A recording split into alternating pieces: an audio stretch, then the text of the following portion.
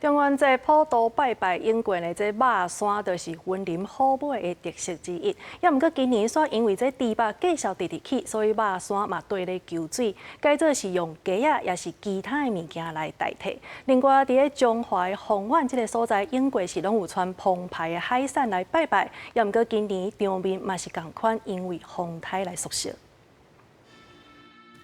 一只一只的全猪排上桌，后壁阁袂少祭品。当年的中元节，云林虎尾的普渡场面拢正大场，七大普渡区以南区的肉山上澎湃。毋过今年全猪的量比往年减一寡，有一寡全猪阁是甲业者用做的。照他们收啊，一只4200哦，那买一只头偌济？买即摆12000咧。无出去价，因着要一只要甲咱爱4000外，4000外咱着。大家规划过讲安尼咱不自这钱先起来买鸡。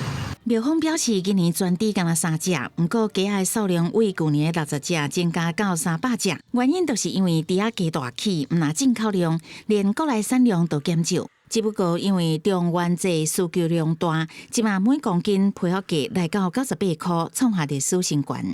猪肉一养就要养半年嘛，那鸡肉只要养1-2个月就可以，它们周转率很高。最近猪源比较少，是因为我们猪舍都在改建。因为现在，中元节是我们畜禽产品的1年1度的最大的需求节日之一。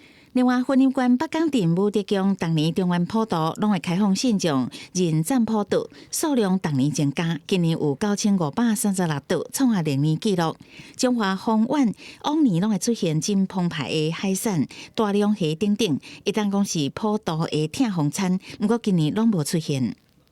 风台的关系啦，那搁在下头下头最大水全部拢计互迄土给砍去啊！要普渡啊，再去做这个风台啦真正海一寡物件全部都灭掉了。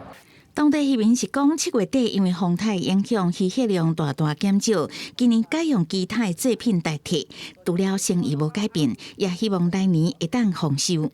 记者综合报道。